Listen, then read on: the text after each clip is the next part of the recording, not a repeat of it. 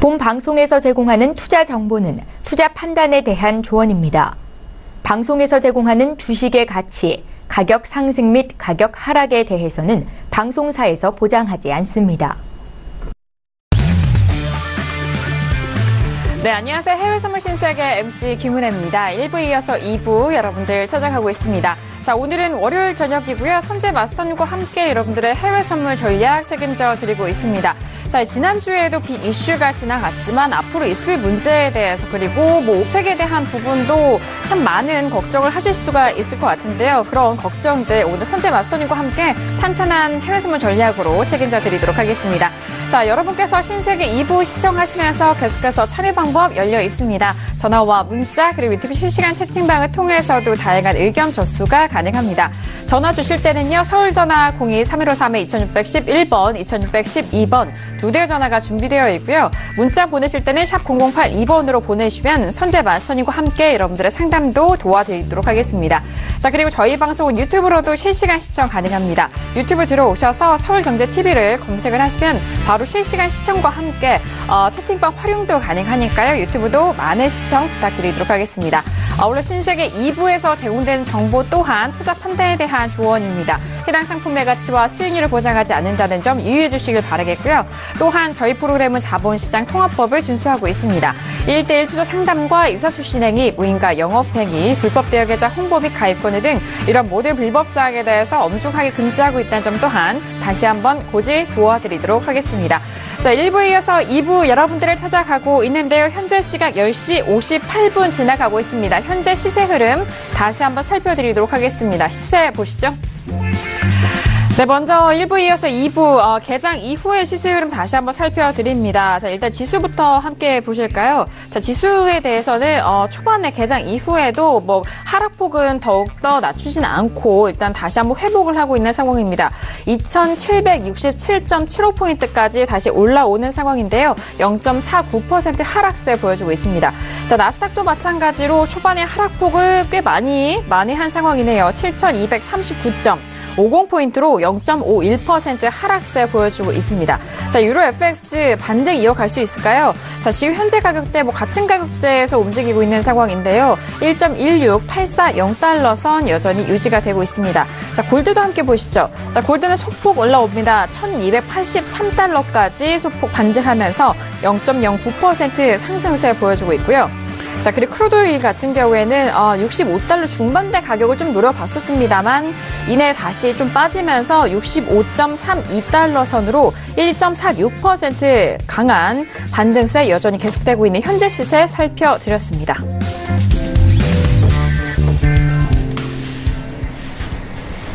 네, 일단 지수에 대해서는 초반의 하락세보다는 더욱더 커지는 못하고 다시 한번 좀 회복이 되고 있는 상황이고요. 유로 FX는 같은 가격대이고 골드도 마찬가지입니다. 자, 크루드오일 같은 경우에는 조금 더 반등을 크게 높여보려고 했었습니다만 이내 좀 다시 조정을 받고 있는 상황으로 65달러 초반대에서 지지가 되고 있는데요. 자, 바로 이 세 번째 이슈인 크루드오일 바로 넘어가 보도록 하겠습니다.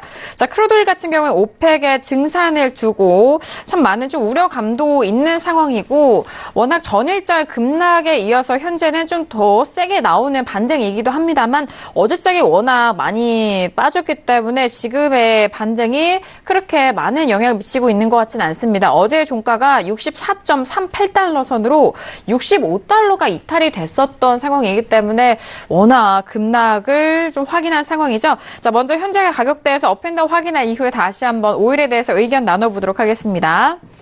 네, 크루드오일 들어볼게요. 하나, 둘, 셋. 마스터님 지금 다운이시고 저도 다운이고요. 외신 쪽에서는 업에 대한 의견이 지금 확인이 된 상황입니다. 자, 지금 마스터님도 다운을 들어주셨는데 자, 오늘장 반등은 나오고는 있지만 워낙 어제장에 크게 밀렸었잖아요. 마스터님 지금 다운을 들어주신 이유가 지금 이 반등세를 좀 이용해서 좀 반등시 매도적인 관점일까 아니면 추사적으로 이 매도세, 다운에 대한 하락세는 이어져 오고 있다라는 뜻일까요? 네. 네, 우선 오늘 반등 매수를 드렸습니다. 네네. 그리고 이제 7월물 기준으로 65.50대까지 매수를 연다. 그러니까 오전 중에 바로 반등을 주면 64.50까지 먼저 보고 출렁거리는 거 본 다음에 65.50에서부터의 매도 관점을 본다 말씀드렸습니다. 오전 중에 한번 매도로 쭉 출렁거려서 오전 중에 매도를 쳤기 때문에 이제 그 매도의 반등, 그 다음에 그 여력을 보는데 64.50대를 버리고 그 다음에 65.50대까지 매수를 연 이후에 그 다음에 매도로 돌리기 시작을 할 거다 이렇게 말씀드렸습니다. 그래서 리딩 시에도 뭐 지속적으로 얘네들 관점을 드렸고요. 그 다음에 뭐 8월물 기준으로 뭐 40대 정도 될 거고요. 그 다음에 7월물 기준으로 50대. 그래서 제가 뭐 이렇게 말씀드렸죠. 매수 끌고 가서 정리 들어가고 이 자리에 매도 하나, 그 다음 매도 하나 걸어놓고 그 다음에 그쵸? 뭐 7월물로 30, 60, 30핍 차이가 나는 아래 구간들이 이 이후부터 지지력이다. 그 다음에 8월물은 24, 44 지지력의 공격적인 자리들 배팅 들어가서 한 20개 참고 위에 끌고 가서 위부터는 매도. 대신 위에서는 이제 분할 자리를 하나 선점해서 싸우는 게 스트레스 덜 받을 거다 이렇게 말씀드렸고요. 자, 그렇다면 저희가 이렇게 봤었습니다. 68.50대 매도에, 그 다음에 64.50 매수에, 그 다음에 67.10 매도까지 드렸죠. 그래서 추세를 위아래 싹 긁어 먹었었고요. 물론 추세 위에 상단부에서도 매도를 끌고 왔었죠. 그 다음에 오늘 매수를 드렸었습니다. 물론 초기에 시작할 때는 얘네들 80에다가 손절을 잡고 배팅 들어갔는데 그게 갑자기 밀려버렸어요. 그래서 오전 중에 밀었기 때문에 다시 다 되돌아갈 거며 오전 중에 추가적인 11시 이후에 밀린 애들은 오버슈팅이다. 그래서 11시 이후에 밀린 애들은 당연히 돌아갈 거고 이제 얘를 넘어가는지 보자. 그래서 근데 얘를 못 먹더라도 매도는 위에서부터 본다 말씀을 드렸습니다. 그래서 많은 분들이 얘네들을 추세로 끌고 갔었고요. 그 다음에 이제 65.30대부터 40대 정리 들어가고 5를 맞고 매도를 시작하기로 했죠. 그렇다면 지금의 저도 일부에서 잠깐 얘네들을 매수 마감하고 매도를 빼먹고 다시 재매도 대기를 하고 있거든요. 그래서 매도에 매도 분할.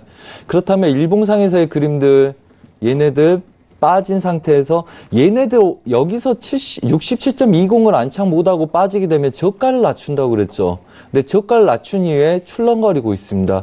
자, 그렇다면 분봉에서의 얘네들 저항점들을 저희가 다시 누를 수 있는지 봐야 되겠죠. 자, 충분히 반등을 줬고요. 그렇다면 여기서 1, 20개가 더 올라오기 시작하면 걔네들은 매도의 시작 관점으로 보셔야 된다고 보고 있습니다. 그래서 얘네들 추세를 윗구간까지 반등 주더라도 66달러부터는 맞고 그 아래부터 빠른 진입이 들어가시기 시작해야 되겠죠. 그래서 오늘 65.50대까지 매수를 연다고 말씀드렸고 이 구간에서 매도에 단가 맞추는 분할 매도를 싸우면 얘네들은 추세를 보기 좋을 거다. 그렇기 때문에 저희가 보는 매수는 거의 다 온 관점이기 때문에 이제 좀 기다려서 좋은 자리들 매도 시점으로 보시고 그 다음에 7월물 기준으로는 64.50대까지 한 100핍 여력을 추가적으로 보시는 게 좋겠다. 그리고 오전 중에 이 구간에서 추가적으로 밀린 다음에 반등을 해서 실제적으로 올라온 게 이만큼이기 때문에 우리가 추가적으로 여기를 열었었죠. 근데 저가부터 보자면 오늘 200핍가량이 올라왔습니다. 그렇다면 앞으로 더 가도 하루 변동성 50핍이고요. 하루 이틀 우리가 원하는 그림이 아니더라도 얘네들은 당연히 수익 줄 수 있는 구조이기 때문에 지금부터는 기다렸다가 반등 매도 관점으로 여러분들이 좀 여유 있게 싸우시는 관점들이 필요하겠죠. 그래서 뭐 그렇게 말씀을 드리겠습니다. 네, 알겠습니다. 다운의 의견 주셨는데 지금 65.21달러입니다. 좀 여유 있게 일단 반등 시 매도적인 관점 말씀드렸는데요. 65.50달러 도달시 매도적인 관점에 대해서 가격대 설정 다시 한번 도와드렸습니다. 자, 크루드 오일은 어제장의 급락 이후에 전일장의 급락 이후에 현재 부근 1.35%의 반등세 이어가고 있는데요. 65.24달러로 초반대 가격에서 계속적으로 움직이고 있는 상황인데 마스터님은 65달러 중반대까지의 반등 노려보고 매도적인 관점에 대해서 다시 한번 설명해 드렸습니다. 자, 하지만 외신 쪽에서는 반대 의견이에요. 일단 업에 대해서 의견을 주셨는데 외신 쪽 의견 들어볼까요? 네, 외신 이제 소식을 전해드리기 앞서서 지금 이제 뭐 유튜브에서도 실정자분께서 말씀을 해주셨는데 좀 상대적으로 다른 이슈보다 5일에 관련된 소식들이 조금 업데이트가 조금 다소 느린 부분이 저도 이제 외신을 보면서 많이 느꼈습니다. CNBC나 또 로이터 소식들. 그래서 마켓워치 레이디스트 뉴스 부분을 또 말씀을 드리기도 했는데요. 지금 이제 5일 가격 같은 경우에 이제 오펙 회의를 앞두고 증산이 확 실시되는 상황이긴 하지만 워낙 이제 미중 무역 분쟁이 비단 지수뿐만 아니라 통화와 오일에도 영향을 끼친다라는 전문가들의 분석 속에서 이 상승분을 이제 오일 가격 하락을 좀 더 이제 제한하고 있다라는 소식이 들어와 있습니다. 그렇기 때문에 단기적인 소폭 상승이 있을 수 있다라고 지금 외신들은 보고 있지만요. 지금 가장 중요한 부분은 이제 이번 주에 있을 오펙 회의다라고 코메르츠뱅크가 5일 전체 시장은 지금 오펙 회의에 집중하고 있다라고 지금 이야기를 하고 있습니다. 이제 그렇기 때문에 지금 중요한 것은요, 반드시 이 올해 하반기에는 증산이 확 실시되는 상황인데 그 분량이 그 증산되는 양이 어느 정도일지가 지금 관건인 상황이다라고 지금 이제 진단을 하고 있고요. 골드만삭스는 이렇게 또 진단을 하고 있습니다. 5일 시장은 여전히 적자고 그렇기 때문에 오펙과 러시아는 지금 연말까지의 지금 증산을 피할 수가 없는 상황이다. 라고 이제 이야기를 하고 있습니다. 오펙과 러시아는 지금 전문가들에 따르면 100만 배럴에서 또 어떤 매시는 130만 배럴까지 매일 이렇게 증산을 할 것이다라고 기대가 된다라고 말하면서 2019년 상반기까지는 이제 50만 배럴 정도 또 증산이 예상된다라고 이야기를 하고 있습니다. 사실 지금 이러한 수치는요, 이 다른 은행들보다는 현저하게 높은 수치로 이제 골드만삭스는 진단을 하고 있다라고 지금 덧붙이고 있습니다. 지금 미국의 그 여러 국가들과의 지금 무역 분쟁이 오일 가격을 앞으로도 계속해서 짓누를 것이다라고 보고 있고요. 하지만 이제 도널드 트럼프 대통령의 이 정치 운영 방식이 워낙에 이제 변화무쌍하고 예측할 수 없기 때문에 오일 가격 역시도 변동세가 있을 것이다라고 예측들은 하고 있습니다. 지금 이제 물론 오일에 대한 이제 제재, 이란과 베네수엘라에 대한 제재가 확 실시되고 또 이에 대한 공급에 대한 불안이 또 오펙과 러시아의 증산으로 서로 상쇄가 되긴 하겠지만 상반기에는 장기적으로 봤을 때는 이제 가격이 상승할 것으로 진단들은 하고 있습니다. 하지만 지금 뭐 하방 압력도 있고 상방 압력도 있고 계속해서 혼조를 보이겠지만 지금 현재 이제 외신 쪽에서는 단기적으로 지금 미중 무역 분쟁에 대한 위협이 도사리고 있는 가운데 오일 가격 역시 이제 계속해서 진단을 받고 있고요. 그리고 중국이 사실 미국의 그 오일에 있어서 가장 큰 최다 고객이었습니다. 그렇기 때문에 지금 중국이 이 미국 오일에 대해서 보복 관세 혹은 보복적인 조치를 지금 취할 것으로 예상이 되는 가운데 미국의 오일에도 지금 상당한 영향을 끼칠 것이다라고 지금 진단을 하고 있습니다. 지금 2년 동안 미국 셰일 오일 가격을 이제 지금 만들어낸 것도 역시나 미국이지만 계속해서 증산을 하면서 아까 말씀드린 대로 중국이 가장 큰 이제 거래처였기 때문에 미국 역시 중국을 조금 의식하지 않을 수 없는 상황이고 그렇기 때문에 아마도 이런 무역 분쟁에 관한 이슈가 오일 가격에도 큰 영향을 계속해서 끼칠 것으로 외신들은 보고 있습니다.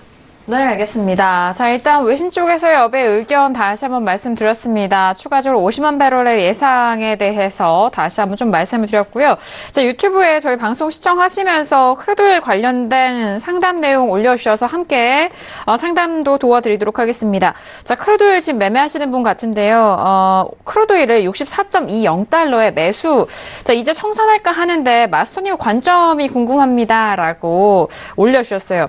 자, 지금 가격대가 65.02로 지금 급격하게 좀 하락하면서 65달러가 좀 위험한 상황이기도 한데 그래도 지금 64달러 초반대 매수를 하셨기 때문에 지금 수익 구간입니다. 조금 더 65달러 중반대에서 노리셨으면 조금 수익이 더 극대화 되셨을 것 같은데 아무튼 간에 지금 수익을 보고 계시는데요. 마스터님 언제 청산해보면 좋을까요? 그렇죠. 아까 저희가 말씀드렸을 때 사실은 익절을 들어가면 마무리가 된 거죠. 아까 65.50까지 본다고 말씀을 드렸습니다. 65.49까지 쳤습니다. 7월물 기준으로. 그렇죠. 자, 그 다음에 얘네들도 이미 일부 때 제가 이미 체크해 놓은 거고요. 얘네들도 고점 여기 정확하게 맞고, 뭐 추가적인, 여기서 정리가 들어가고 위에부터는 이제 매도 준비를 해야 되는 거기 때문에, 아까 아무래도 질문하시고 나서는 정리 들어가지 않으셨을까 합니다. 얘네들이 이제, 65.50대, 위부터는 매도치기 굉장히 좋고요. 어차피 매수는 뭐 30부터 40 이렇게 다 정리 들어가는 거고, 정확히는 저희가 오기 전에 54 매도를 드렸죠. 그래서 뭐 40 때부터 이제 신경을 많이 써야 된다 말씀을 드렸고, 아까 이제 보니까 좀 힘이 그냥 세지 않아서 좀 더 낮춰놓은 거고요. 그렇다면 오늘 목표가 65.50이었고요. 뭐 그렇게 말씀드렸죠. 뭐 40 때부터는 정리 들어가는 거라서. 그 다음에 이제 54부터는 분할 대비하고 그냥 매도 치면 된다. 그래서 50까지 끌고 가고 얘네들이 다시 100개가 밀리는지 보는 구조이기 때문에 지금 아직도 정리 안 하셨다면 우선은 익절을 아래다가 하나 잡으시고 반등했을 때 걔네들을 이제 마무리를 지은 전략들. 어차피 얘네들이 항상 뭐 V자 반등, V자 변곡을 만드는 건 아니기 때문에 다시 저희처럼 분석하는 아이들은 그냥 여기서 다 물량들 정리 들어가는 물량들이죠. 한마디로 저 같은 사람들 물량 다 정리 들어가지 않겠습니까? 네네. 그리고 매도를 치고 반등 매도를 또 준비하겠죠. 그래서 매도를 끌고 가다 추가적인 매도가 없으면 당연히 또 반등을 줄 거기 때문에 걔네들 다시 정리 들어가서 돌려서 이제 롱포로 좀 보시기 바라고요. 여튼 익절은 항상 따라잡을 때 하시고, 제가 볼 때는 뭐 그냥 저는 이렇게 믿고 싶습니다. 얘네들 추세 깨지기 시작하면서부터 정리 들어가셨겠죠. 네, 당연히 그렇게 들어가야죠. 이건 추세를 지키고 올라온 아이들이 추세의 저항들 뭐 95지수를 깨냐 마냐, 그 다음에 그냥 이렇게 보시면 됩니다. 오늘은 95지수 혼조세에 추가적인 매도가 더 나온지를 이제 본다. 그래서 아시아 유럽장, 그러니까 이걸 기억하시기 바랍니다. 반등 여력을 보고 싶은데 걔네들이 매도를 아시아 시장 밀었다 그러면 아시아 시장 매도로 민 것까지는 반등을 주고요. 그 다음에 거기서 그 반발력으로 해서 추가적으로 갈 수 있느냐고, 그다음에 아시아 시장에서 돌리기 시작해서 유럽장까지 갔으면 미장에서 이제 되돌림 봐야죠. 추가적으로 미국 애들이 치더라도 걔네들은 되돌림 보기 시작해야 되죠.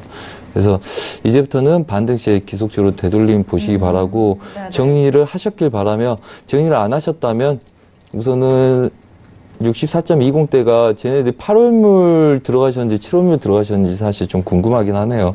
왜냐하면 7월물이 거의 안 남았기 때문에 대부분 8월물 매매를 많이 하고 계실 것 같아서, 그래서 만약에 7월물이라면 얘네들은 어차피 지금 단계에서 70 깨지 않으면 우선 반등했을 때 이제 물량 정리 들어가시고, 그 다음에 수익이 아직 많이 난 구간이기 때문에 지금 8월물이라고 하시네요. 8월물이에요? 그러면 8월물이라면 좀 자리값이 좀 다르겠죠. 8월물이시라면 지금 뭐 우선 이 구조들, 근데 뭐 20대 들어가는데 여기 50대까지 버틸 이유는 없잖아요.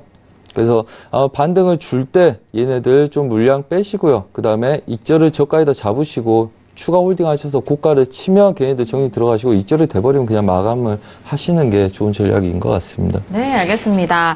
자, 크루드오일 매수로 64달러대에 들어가셔서 좀 수익을 보고가 나셨기를 바라겠고요. 추가적으로 말씀을 해주시니까 이제는 매도 잡고 있다라고 말씀을 해주고 계시네요. 마스터님이 이렇게 또 말씀해주신 거 바로바로 또 적용을 하셨던 것 같아요. 자, 크루드오일까지 저희가 상담을 도와드렸습니다. 크루드오일이 잠시 65달러가 위험한 상황이었는데 다시 65달러를 지켜내면서 65.05달러 선으로 1.03% 상승세 보여주고 있습니다. 방금 전에 좀 빠른 흐름이 나오면서 65달러 초반대가 깨졌었던 상황인데요. 지금은 65달러 다시 회복되면서 1% 상승세 유지가 되고 있는 상황입니다.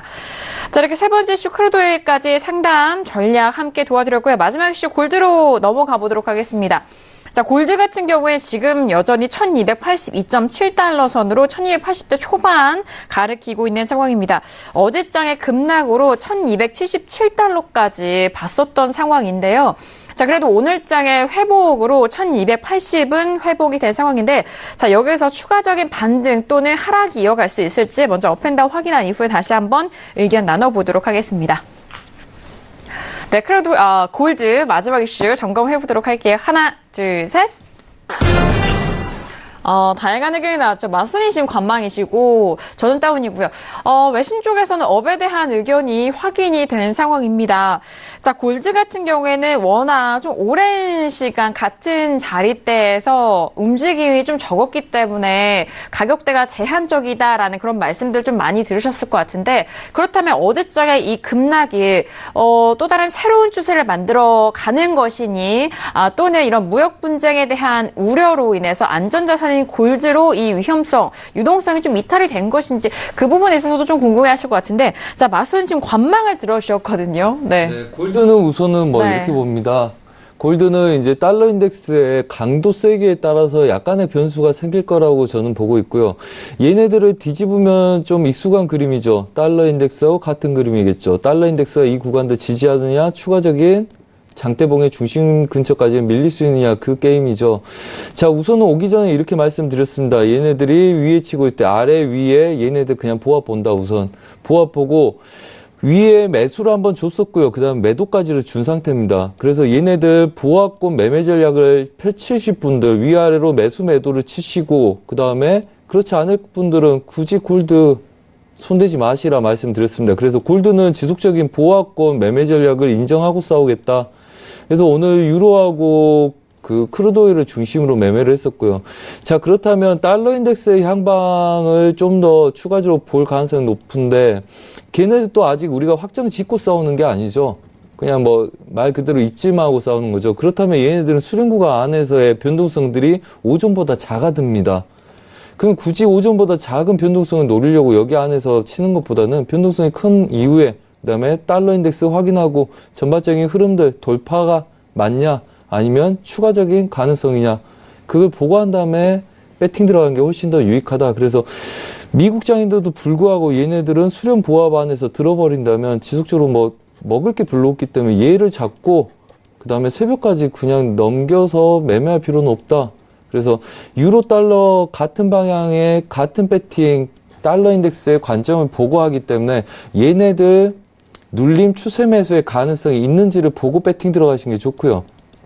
그 다음에 일봉상에서의 얘 하단부기 때문에 처음에 왔을 때는 매수를 보기 좋습니다.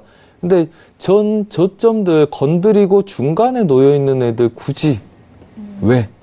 만약에 얘를 하려면 매수 롱포를 잡고 빠졌을 때 버릴 각오로 하고 얘네들 그 마인드가 잡혔을 때 얘 배팅을 할 수 있는 거죠. 지금 자리에서는. 그래서 굳이 저가에서 되돌림 보고 충분히 먹을 자리들, 그 다음에 얘네들 못 넘어가면 어차피 여기서만 이렇게 출렁거리다가 또 밀려버릴지도 모르는데 저가에서 신저가 조용한 장에서 쫓아가는 것도 무리스럽고요. 그 다음에 여기서의 반등을 무턱대고 보는 것도 위험한 구간이다. 그럼 보합을 인정하고 매매하실 분들은 보합권 매매 전략을 계속적으로 펼치는 게 중요하고요.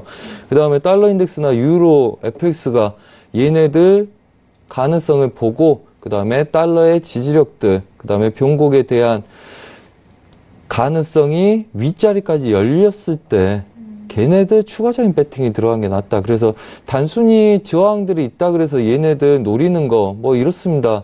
얘네들도 똑같죠. 여기서 변곡은 크게 일어났지만 지금도 얘네들 근처에 이런 구조가 나올 수 있는지를 가능성을 보는 거죠. 하지만 얘네들이 있는 도중에 일주일 이상 보합을 띄었었습니다. 거의 거래일수로 보자면 6, 7일이면 거의 2주입니다. 2주 동안 보합을 띄었어요. 그렇다면 똑같은 이런 구조의 그림이라면 지금 구조는 중심 아니면 고가일 가능성이 높습니다. 그리고 신저가를 깨기에는 월요일이기 때문에 이슈로 걔네들을 추가적으로 보기는 굉장히 무리스러운 광경이고요. 그렇다면 그냥 눈에 보이는 보합이면 그냥 보합 인정하고 싸운다. 그리고 오전보다 바운더리가 더 좁아질 가능성이 높기 때문에 굳이 여기서 중심 근처에서 배팅할 필요는 못 느낀다. 이런 관점에서 관망. 그래서 뭐 똑같습니다. 어떤 한 가지 영향을 받는 애들이 종목들이 여러 개가 있다면 그 유사한 종목을 하나 손댔을 때는 하나를 공격적으로 손댔으면 보수적으로 손대거나 아니면 하나를 손댔으면 하나는 관망하는 관점을 가지고 가는 게 좋다. 특히 유로 달러보다 별로 그렇게 메리트가 없는 구조이기 때문에 굳이 얘네들까지 여기서 공격적으로 손댈 필요는 없다는 관점에서 관망에 대한 저 같으면 관망을 할 거다. 뭐 이렇게 말씀을 드려서 그 편말을 들었습니다. 알겠습니다. 골드에 대해서 현재 뭐 전략에 대한 이유에 대한 부분도 말씀을 해주셨고 앞으로 안전자산 이 골드를 어떻게 좀 접근하고 풀어가야 될 것인가라는 좀 다양한 팁을 얹어주신 것 같아요. 참고해 보시길 바라겠고요. 자, 그렇다면 외신 쪽의 의견은 지금 업으로 확인이 된 상황인데 자, 외신 쪽에서는 왜 업으로 보고 있을까요? 네. 네, 먼저 지금 골드 가격이 이제 무역 분쟁에 대한 이제 이슈가 좀 더 심화되고 있다라는 이제 투자자들의 분석 속에서 안전자산에 대한 선호가 증가를 했다라는 소식에서 이제 상승을 말씀을 드렸습니다. 지금 골드 가격이 거의 이제 5달 반 만에 하락세에서 이제 상승을 했다라는 소식이 들어와 있습니다. 그 이유는 말씀드린 바와 같이 미국과 중국의 무역 이슈 때문인데요. 이제 물론 무역 이슈가 지금 당장에 큰 파급 효과가 있는 것은 아니지만 이제 앞으로 계속해서 이런 눈에는 눈, 이에는 이 이런 대응이 계속해서 심화될 것이다라는 분석 그리고 트럼프 대통령의 불확실한 이런 태도와 또 변덕스러움에 지금 투자자들은 좀 불안해하고 있다. 그렇기 때문에 안전자산에 대한 관심이 다시 쏠리고 있다라는 이제 분석이 들어와 있습니다. 하지만 이제 ANG의 그 애널리스트들은 이렇게 이야기를 하고 있는데요. 미국 달러의 강세가 그나마 지금 이렇게 무역 분쟁에 대한 위협 즉 이렇게 경제 성장을 저해하고 있는 이런 요소에도 미국 달러가 워낙 강하기 때문에 그나마 그 부분을 상쇄해주고 있다라고 분석을 하고 있습니다. 네, 트럼프 대통령이 지금 이제 3주 정도 남은 기간 동안 또 어떻게 나올지가 또 관건인 사실인데요. 지금 골드는 뭐 아시다시피 이제 뭐 정치적인 그리고 이제 뭔가 금융 시장에 뭔가 변동이 생겼을 때 안전자산으로 이제 선호가 되었던 것이 사실입니다. OCBC라는 이제 싱가포르 한 은행의 전망에 따르면 이 위험 자산에 대한 이런 선호가 지금 약해지고 있다. 왜냐하면 지금 무역 분쟁이 계속 심화될 것으로 보이고 있는 상황이기 때문이다라고 역시나 이제 아시아 시장 쪽에서도 긴장을 하고 있다라는 소식 같이 들어와 있습니다. 그리고 지금 이제 코맥스 뉴욕 금시장이죠. 이 6월 12일 주에만 이 순매도 거래가 6,506거래에서 64,570 이 거래까지 치솟았다라고 작년 4월 이후에 최고치 거래량이다라고 이제 지금 기사가 맨 마지막 부분에 나와 있습니다. 그만큼 이제 골드에 대한 이제 투자자들의 암묵적인 이런 이제 선호도가 좀 증가하고 있는 것이 아닌가라는 진단 속에서 물론 이제 골드 가격은 워낙에 다른 종목들에 좀 치이는 부분이 없지 않아 있기 때문에 또 어떤 이제 이슈가 발생을 하면 또 그에 대한 가격에 영향을 받는 요인이 좀 크겠지만요. 어쨌든 지금 외신들의 기사는 소폭 지금 상승을 하고 있다라는 이제 지금 보도 속에서 저 역시 업을 말씀을 드렸습니다. 네, 알겠습니다. 네, 골드에 대해서는 일단 뭐 안전자산으로 대표되기 때문에 최근에 무역 분쟁 우려로 위험 자산에 대한 선호도가 유동성이 조금씩 이동하고 있다라는 부분을 다시 한번 좀 크게 살펴드린 것 같아요. 자, 지금 마지막 이슈 골드까지 살펴드렸고 지금 골드 가격대는 여전히 1,282.6달러 선 거래가 되고 있습니다. 자, 4가지 이슈를 모두 점검을 도와드렸는데요. 추가적으로 유튜브에 많은 질문들 남겨주고 계시는데 시세 먼저 좀 살펴드리고 계속해서 상담 내용 이어가 보도록 하겠습니다. 자, 지금 개장한 지 이제 거의 1시간 가까이 돼가고 있는 시간이죠. 현재 시세 다시 한번 살펴드리도록 하겠습니다. 자, 먼저 첫 번째 이슈를 살펴드린 지수부터 확인해 보시죠. S&P 500 지수는요, 다시 조금씩 밀리는데요. 2,768.75포인트로 0.46% 하락세 이어가고 있습니다. 자, 나스닥도 마찬가지로 하락세 이어가고 있죠. 하지만 초반의 하락폭보다는 꽤 많이 만회한 모습입니다. 7,246.50포인트로 0.42% 하락세고요. 자, 그리고 유로 FX도 마찬가지입니다. 1.16840달러 선으로 1.16 후반대 가격 여전히 지지가 되고 있습니다. 자, 방금 전 살펴드린 골드는요, 1282.4달러 선이고요. 자, 그리고 크루드오일 같은 경우에는 65달러 회복 이후에 다시 65.08달러 선으로 초반대 가격 지지가 되고 있는 상황 다시 한번 시세 살펴드렸습니다. 네, 그렇다면 이어서 상담 내용 확인해 보겠습니다. 유튜브로 남겨주신 의견인데요. 나스닥 궁금해하시네요. 나스닥 반등 시 매도 보고 있는데 반등 지지선은 어디까지 봐야 할까요? 라고 지수에 대해서 물어보십니다. 자, 그렇다면은 반등, 지금 초반의 하락폭보다는 꽤 많이 회복을 하고 있는 상황이기 때문에 반등이 어느 정도까지 들어가냐, 그 부분은 매도 자리를 알려주십시오라는 말씀과 좀 같은 맥락일 것 같은데, 자, 마스터님 지금 나스닥이 초반보다는 올라오고 있잖아요. 이 반등세가 어느 가격대까지 올라올 수 있을까요? 저는 7270 지수에서 반등을 시작 노리는 게 좋다고 봅니다. 저번에 말씀드렸다시피 네. 지금 미장만 되면 되돌리고 있어요. 계속적으로 그렇죠. 미장에서 추가적인 그림이 안 나온단 말이죠. 네, 매도 맞아요. 쪽으로. 근데 네. 오늘 또 그러고 있습니다. 네네. 지금 아까 설명드렸던 S&P 500 지수 추세 하단부에서 반등을 주고 있죠. 그러면 얘네들 절반 되돌림을 보고 시작을 하시는 게 좋다 그랬죠. 자, 그렇다면 얘네들은 아까 지정해 놓은 자리, 이 자리라고 말씀을 드렸습니다. 걔네들이 어딥니까? 추세 저항이자 배수진으로 확인할 수 있는 자리죠. 그래서 우선은 빠른 자리에 매도의 단가를 맞추 싸움을 할 건지 아니면 얘부터 시작을 할 건지가 중요하겠죠. 하지만 기본적으로 얘를 바로 쫓아가려면 미국 애들이 다시 추세를 무너뜨리는 걸 보고 들어가는 게 좋습니다. 그러니까 이 7240 지수가 빠질 때 매도의 분할 혹은 올라온 걸 기다렸다가 매도의 시작. 둘 중 하나만 하시는 게 좋죠. 그래서 이미 뭐 그렇게 정해놓은 거기 때문에 그렇게 보시는 게 낫고요. 그러면 이 흐름들이 이렇게 수렴으로 여겨졌을 때 여기서의 매수 싸움과 매도 싸움과 혼조세를 띄었단 말이죠. 매도로 빠지다가 걔네들이 더 못 빠질 것 같아서 치고 있는 아이들을 아시아 시장부터 쭉 밀었어요. 그럼 얘네들이 전반적으로 단가가 여기 저항일 겁니다. 그러면 매도로 미는 애들은 일부 단가들이 이 근처에 있겠죠. 그래서 빠른 자리에 해서 윗자리를 볼 건지 그냥 기다릴 건지인데 기본적으로 이렇게 된다면 여러분들이 요즘 그냥 하도 설명을 잘 이해 못 하시니까 제가 보조지표까지 꺼내서 설명드리는데 다이버전스지 않습니까? 다이버전스 어떻게 이용하셔야 됩니까? 다이버전스가 뜬다는 거는 봉이 바뀔 때마다 물량들이 청산이 된다는 거고 저가에 대한 두려움이 있던지 아니면 반등 여력을 보겠다는 이야기죠. 그래서 반등은 좋죠. 자, 그렇다면 그 추세를 지키고 얘네들은 싸워요. 얘네들을 다시 용기를 내고 빼려면 지금 지키고 있는 추세 아래를 뺄 수 있는 용기가 생겨야 되는 거죠. 그렇다면 보조지표가 매도로 빼는 구조든지 아니면 추세가 깨지는 구조가 나와야 됩니다. 그래서 저희 같은 경우는 그냥 매도 쳐놓고 뭐 매도 하나에 매도 두세 개 그다음에 분할해놓고 그냥 냅두겠죠. 하지만 단타로 손절을 잡고 대응하신 분들은 1차로 들어가서 내가 여기까지 버티고 분할을 할 건지, 왜냐면 얘 매도를 치면 위에는 무조건 버텨야 되니까.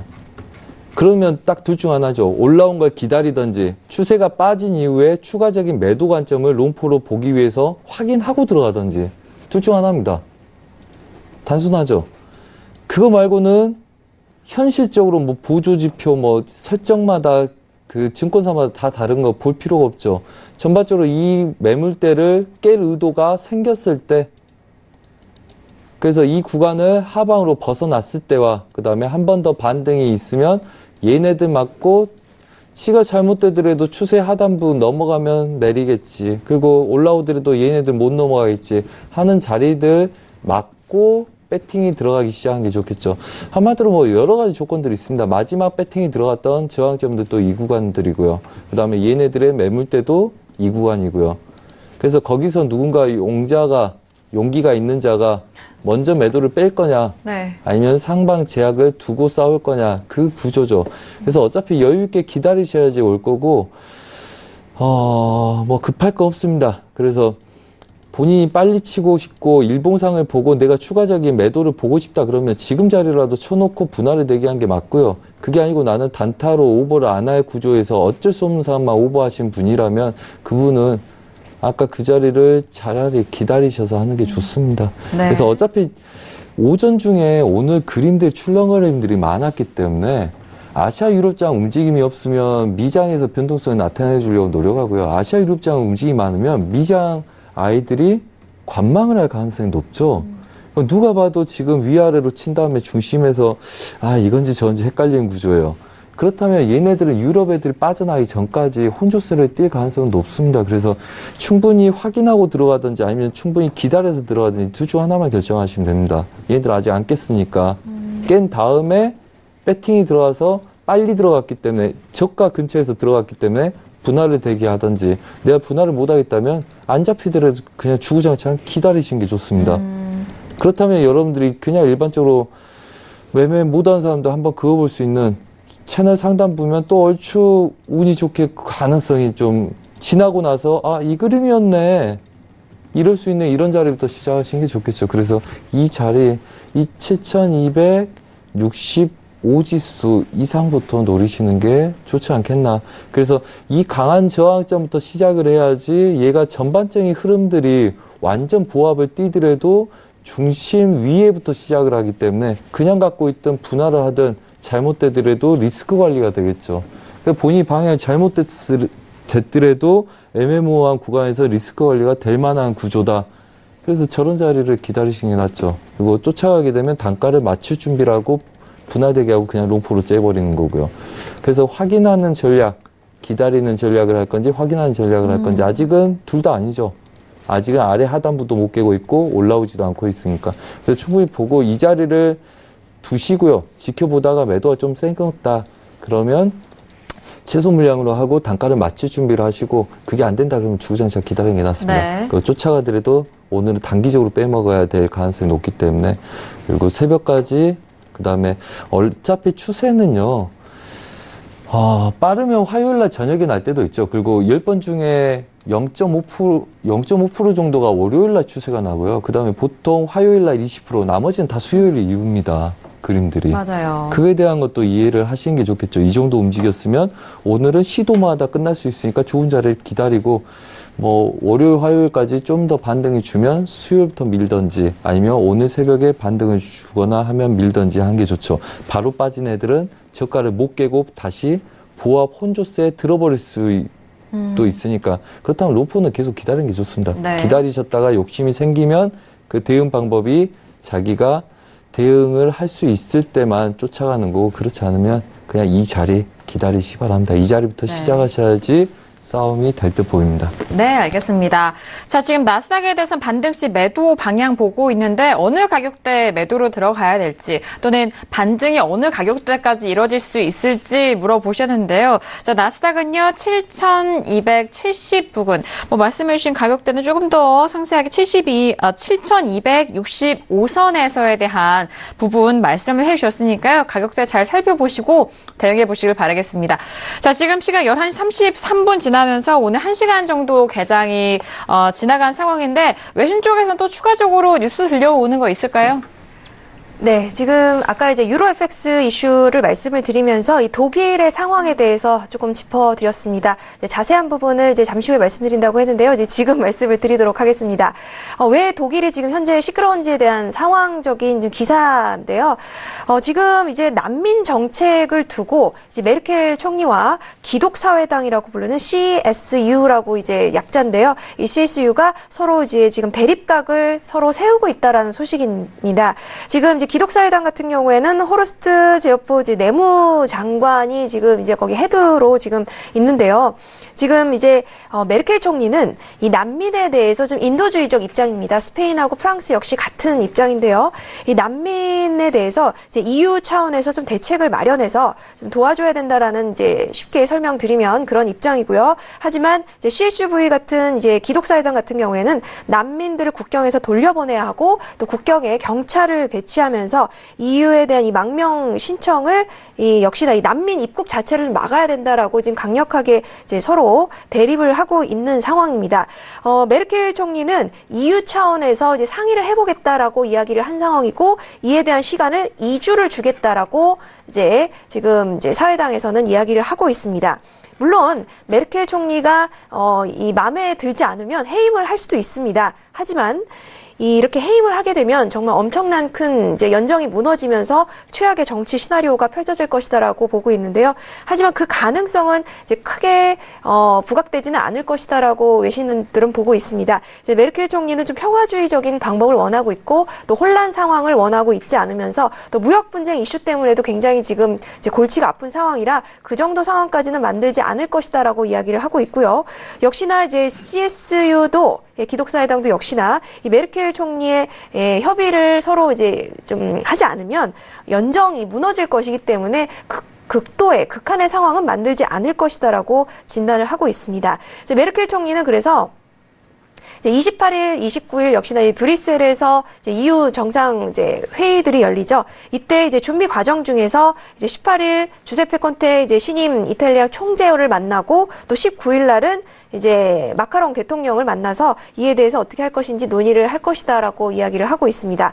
아까 말씀드린 대로 스페인하고 이제 프랑스 같은 경우는 이제 굉장히 이제 난민들에 대한 인도주의적 정책을 펼치고 있는 국가들입니다. 그렇기 때문에 만약에 이제 메르켈 총리의 의견이 관철되지가 않으면 이 동유럽 사회주의 쪽에 이제 더 무게를 실어주게 되고 역시나 프랑스 마카롱 대통령 입지도 좁아지는 그런 상황이 온다라고 외신들은 보고 있기 때문에 아마 주변 국가들이 좀 힘을 실어주지 않을까라고 지금 예상이 되는 상황입니다. 지금 독일의 지금 상황은 이렇게 짧게 좀 말씀을 드렸고요. 아무래도 독일이 유럽 경제에서 큰 영향을 끼치고 있는 만큼 유로에 영향을 끼칠 것으로 보고 있습니다. 독일의 혼란 상황이 오면 당연히 유로가 이제 하락을 할 것이다라는 이제 외신들의 의견이 들어와 있고요. 이제 당분간은 이제 좀 더 지켜봐야 할 것으로 보이는데요. 아무래도 지금 독일의 경제 상황, 정치 상황이 이제 유로에 아무래도 많은 영향을 끼칠 것 같아서 말씀을 드렸습니다. 네, 알겠습니다. 자, 지금 뭐 독일 쪽의 문제 이슈들 다시 한번 설명 도와드렸는데요. 유튜브에 마침 또 유로 관련된 질문을 올려주십니다. 자, 유로 FX 뭐 첫 번째 이슈 이어서 두 번째 이슈로 저희가 1부에서 전략을 짜드렸는데 유로 FX 좀 놓치신 분도 같아요. 현재 유로 FX는요 1.16790달러 선으로 1.16800달러에서 소폭도 내려가고 있는 상황입니다. 자, 지금 질문이 유로 매수일까요? 그럼 어디서 진입해야 하나요? 라고 다시 한번 지금 저희 쪽에 유튜브로 질문을 남겨주신 상황인데, 자, 마스터님 가격대가 뭐 1부 때와 크게 좀 변한 점은 없어 보이잖아요. 네네. 네. 참, 매매를 잘 하실 거면 좀 이렇게 잘 이해하는 게 중요하다 봅니다. 우선 이 자리를 오늘 지키는지 중요하다 그랬잖아요. 그림도 다 끝난 상태고. 네. 얘네들을 바로 안착하기가 어려운 구조이기 때문에 얘네들 그냥 계속 보합 혼조세로 끝날 가능성이 높다고 보시면 돼요. 그래서 이 구간들 매수라고 아까 말씀드렸고 지금 이 구간에서 한번 튀었다가 다시 오고 있잖아요. 그러면 얘네들 그냥 관망하고 좀 더 추가적으로 매수를 배팅 처음에 오늘 아까 설명드렸다시피 여기서 매수를 한번 잡았어요. 또 잡았어요. 또 와 있어요. 고점을 못 높이고 있어요. 뭐 얼마나 움직이겠습니까? 그리고 얘네들 설명할 때 말씀을 드렸죠. 얘네들이 추가적인 그림이 나오는지 안 나오는지 확인한다 그랬죠. 확인하려고 입질해서 들어가는 전략이라 그랬죠. 걔네들 추세를 못 내고 있어요. 그럼 질문이 어떤 관점으로 지금 시청자분이 어떤 관점에서 본인이 어느 정도 이해하고 질문을 하시는지 아시겠죠? 이 정도 되면 저 같으면 얘네들 마감 짓고 추가적인 좋은 그림을 기다립니다. 차라리. 안 그러겠습니까? 싼 고를 찍고 한 번, 두 번, 세 번, 네 번, 다섯 번을 시도하다가 고점 못 높이고 보합 들어있어요. 아래 구간은 매물대 있어서 혼조세 뛰고 있어요. 그리고 얘네들 지키고 얘가 매수 배팅이 들어가야 돼요. 근데 오늘 1.17100대를 넘어가기가 어려워요. 그럼 당연히 매수는 이 자리죠. 지금 자리. 근데 그에 대한 리스크를 본인이 감당할 여력들이 지금 있냐? 그거 먼저 생각하라 그러거든요. 제가. 얘네들이 많이 못 지켰을 때 본인이 얘네들 대응을 어떻게 할 건지 감당할 수 있는 능력이 되냐 이 말이죠. 얘네들이 이렇게 해서 하방 경직으로 오늘 쌍 저점을 낮추고 고점을 높이지 못한 상태에서 중심에서 멈춰 있어요. 그리고 중심에서 여기서 바로 배팅 들어간 애들이 고점을 차례대로 계속 높여주길 바랬어요. 근데 다시 지지력까지 또 와 있어요. 한마디로 얘네들이 약하다는 거죠. 현재 상태. 그럼 얘네들을 또 추가적으로 배팅하면 얘네들은 분할 대비를 하고 싸울 수밖에 없는 관점이라는 거 이해하셔야 될 거예요. 얘네들이 채널 하단부도 아니고 채널 상단부도 아니고 얘네들은 중심입니다. 말 그대로 중심이에요. 그래서 중심에서 오늘 3번의 매수 배팅이 들어갔었어요. 그리고 그만큼 얘네들이 자리를 그렇게 많이 줬어요. 근데 고점을 높이지를 못해요. 추가적으로. 그거가 잘못됐을 때 본인이 감당할 여력이 있냐, 설명을 안 들었던지 아니 설명을 듣고도 얘네들 뭘 해야 될지 모르겠다 그러면 그분은 안 하신 게 맞습니다. 그렇지 않습니까? 상식적으로 누가 생각해도 이거 이해되지 않습니까? 어차피 자리는 얘 매수 자리입니다. 오늘 얘가 한 번 주고 2번 주고 3번째 이러고 있어요. 얘가 잘못됐을 때 본인이 감당하겠냐는 거죠. 감당 못하겠다면 그냥 기다리는 게 낫습니다. 추세를 올라가서 확인을 하고 넘어갈 게 생겨서 다음날 변동성을 바로 변동성을 줄 수 있을 때 손대는 게 낫죠. 오늘 변동성이 없다면 얘네들을 잡고 오버할 이유가 없습니다. 불안하게 왜 새벽에 갖고 있습니까? 그냥 설렁설렁해도 하루에 50, 100만 원 충분히 나오는데 한 계약으로. 그러면 그림이 끝난 상태에서 멈춰 있으니까 할 생각 하지 마시고요. 얘네들 또 떨어졌을 때 급락을 줬을 때 걔 반등으로 반발 매수세가 나오고 걔로 인해서 이 수익 담보로 끌고 가는 그림들이 좋고요. 보합을 띄고 있을 때 일반적으로 개인들이 하고 싶어서 난리를 피는데 그러기 때문에 물리는 겁니다. 시장이 확신을 못 가고 평단가에서 혼조세를 띄고 있고 그 다음에 입지를 보고 있는 상태에서 보합권에 띄고 멈춰있기 때문에 아 리스크 별로 없겠구나 하고 배팅을 들어가는데 멈춰있을 때 가장 위험합니다. 시장이 방향을 결정 못하고 있는 거기 때문에. 그럼 얘네들 확인하고 들어갑니다. 이전에는 매수 받고 할 수 있지만 이 다음에는 확인하고 받는 게 낫습니다. 그리고 단가를 맞출 준비를 하셔야죠. 그리고 오늘 지지력은 이 자리이기 때문에 당연히 이 자리죠. 과거 차트를 한번 보시기 바랍니다. 오늘 이걸 한 15번 정도 설명한 것 같습니다. 배팅은 2번밖에 안 했는데. 개인적으로 매매를 여기서 매수를 한 3번밖에 안 했는데요. 한 15번째 설명하고 있는 것 같습니다. 아침부터 이 자리를. 자, 이겁니다. 보십시오. 혼조세고요. 그 다음에 얘네들이 수렴 구간에 들어있는 게 보입니다. 고가를 높여놓을 용기는 없어 보입니다. 중심에 있습니다. 중심 지지력을 받아내서 얘네들 배팅하는 게 오늘 관건입니다. 3번을 왔습니다. 오늘 변동성이 있어야지 얘네들 돌파합니다. 3번째 왔으면 아래에서 매수를 하든지 얘 돌파한 이후에 하든지 아니면 얘를 잡고 짧은 손절을 보는 게 낫겠죠. 그 셋 중에 어떤 걸 본인이 감당할 수 있는지 먼저 생각하셔야 될 겁니다. 어차피 어중간하게 쬐끔 움직인다 해서 익절도 안 하실 거고요. 어중간하게 밀린다 해서 손절도 안 하실 거기 때문에 이런 구조에 배팅이 들어가게 되면 일반적으로 보통 그렇죠. 들어와서 한 5만 원 먹고 얘네들 뚫어서 날아갈지도 모르고 병곡일 수도 있는데 얘가 여기서 계속 보합되어서 새벽에 흘러간다 해서 얘가 이제 들어가겠습니까? 일반적인 사람 심리로. 어차피 들어가면 롱포로 보기 시작하는 겁니다. 이 자리는. 그렇겠죠.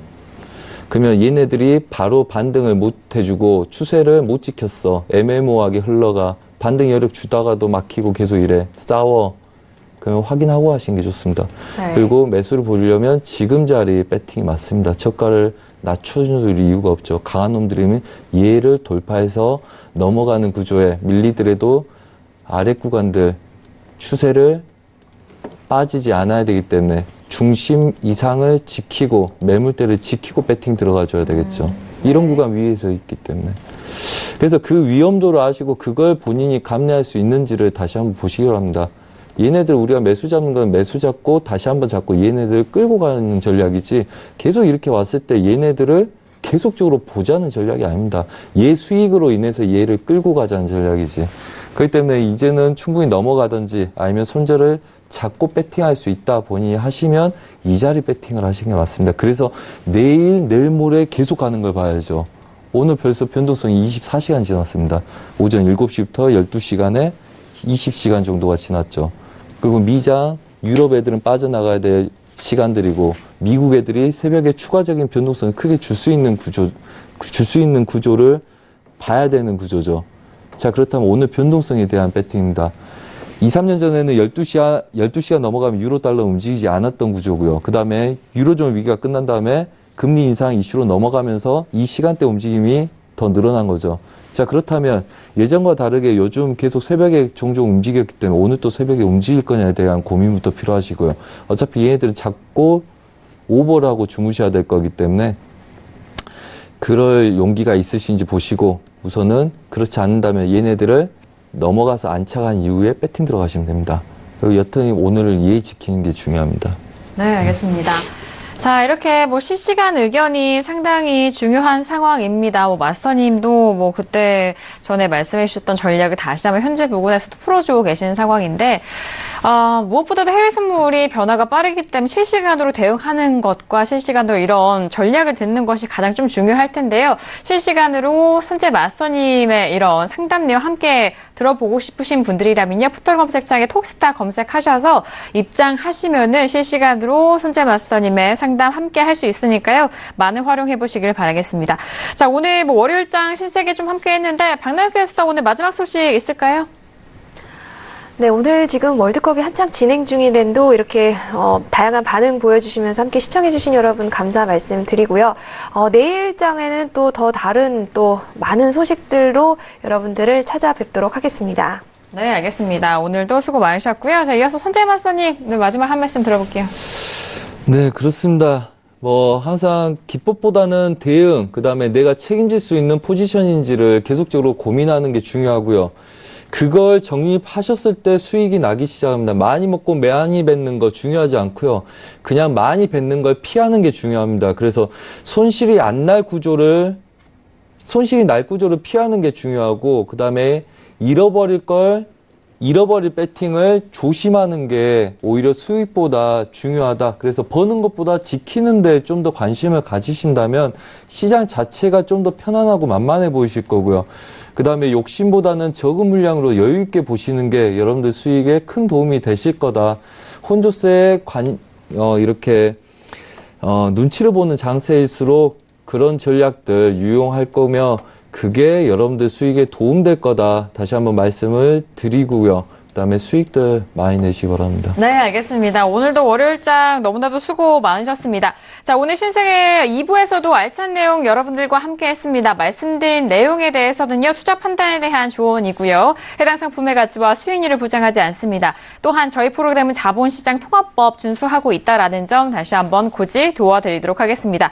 자, 신세계 오늘 저희가 준비한 소식과 내용은 여기까지고요. 저희는 내일 10시 다시 돌아오도록 하겠습니다. 감사합니다.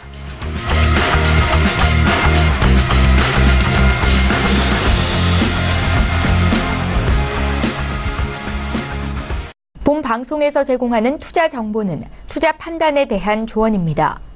방송에서 제공하는 주식의 가치, 가격 상승 및 가격 하락에 대해서는 방송사에서 보장하지 않습니다.